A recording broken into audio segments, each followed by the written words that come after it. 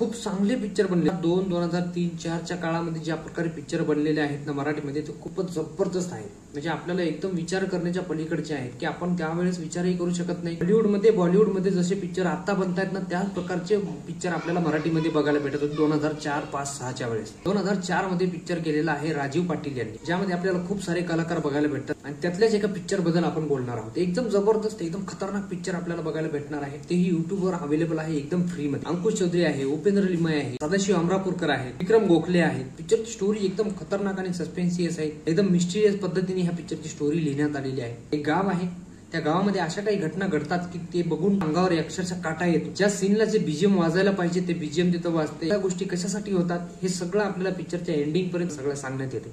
Picture बघताना तुमच्या आजूबाजूला नक्कीच कोणाला तरी ठेवा, कारण पिक्चर बघताना तुम्हाला खरंच आजूबाजूला कोणाची तरी गरज लागणार आहे.